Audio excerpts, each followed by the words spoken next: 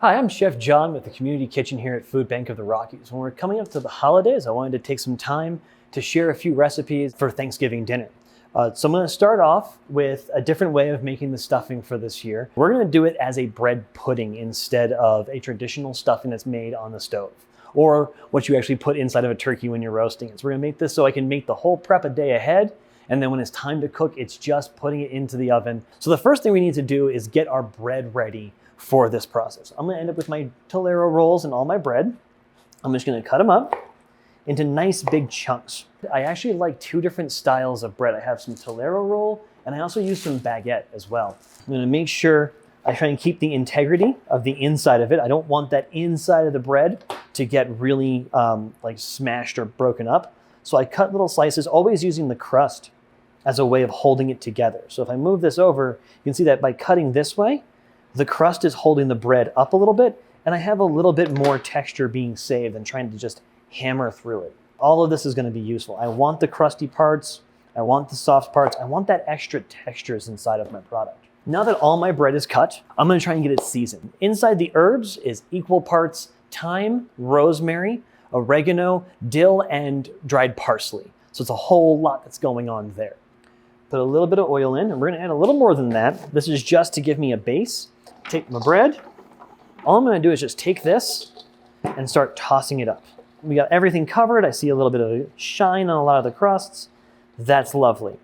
This is going to take about 5 minutes in the oven. So we're going to take this now, get it onto a bigger sheet pan, and then drop it into my oven, which is at about 375 right now, just to toast it up. And the oil is going to toast it up really quick, get some excess moisture out, then we'll pull it back out.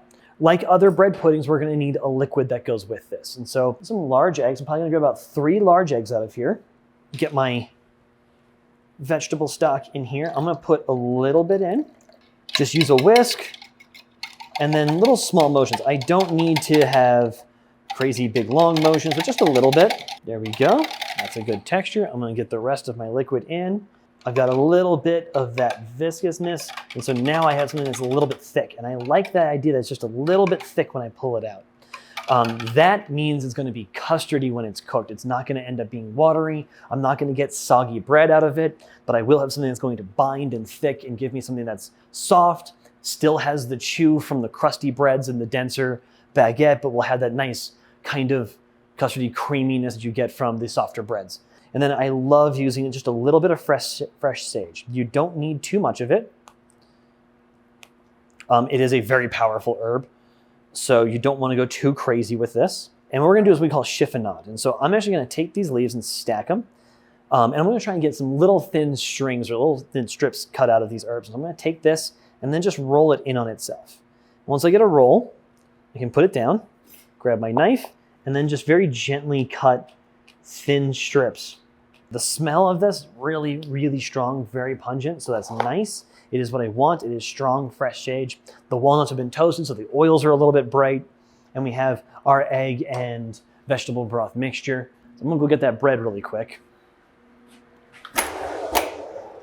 Perfect, exactly what I'm looking for. And you can see we have some toasted edges now. We have a little bit more life in this. I have my pan that I'm gonna be baking in. This is just a hotel pan that we have, but again, whatever kind of baking dish you have. I'm actually gonna take some of my walnuts, put them on the bottom, a little bit of sage, and start sprinkling that around. I'm gonna put a bunch in, put some more in, just layer it, you know, a crouton lasagna right now. And now I know that I have these ingredients throughout, not just on top, not just on bottom, but all throughout it. So I'm gonna keep going. Now I have my liquid, and again, it's got a little thin, but it's got a little bit of the viscousness to it. And this is gonna get just spread out throughout the whole thing. And I'm gonna give this a few minutes for all the bread to start absorbing everything. So it's gonna sit here for about a good 5 minutes or so. I'm gonna give it a little stir up, giving it a little bit of a push. I got a little bit of a crunch going on, that's nice. I wanna get more of that liquid in there. If I can give it a little stir around, that'd be good. I'm gonna finish out with my walnuts on top. This is ready to go into the oven. So when this is gonna go in, it's gonna bake up. Probably gonna take about 30 to 45 minutes or so for this in the oven to cook and solidify.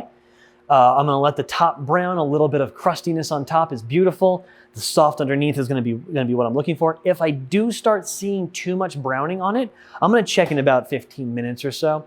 If it starts browning a lot on top, I'm just gonna throw some foil on top, but that's it. So I can do this a day ahead if I wanted to and put this in the fridge just like this, and the next day pull it out, right into the oven, no more work day of. All right, so it's been about 45 minutes that the bread pudding's been in the oven. We've finished out, we covered it up with some foil. So I'm gonna go pull it out and we're gonna see what it looks like. I'm gonna remove the foil here and boom, everything is crispy. It looks wonderful. So now, moment of truth. We've got a little bit of soft, that's good. It definitely softened up on me. I'm gonna cut a piece out. And that's what we're looking for. We've got plenty of this nice soft bread out here. I've got some walnuts. We got the sage coming out. Well, I'm gonna get a little bit of top and bottom here.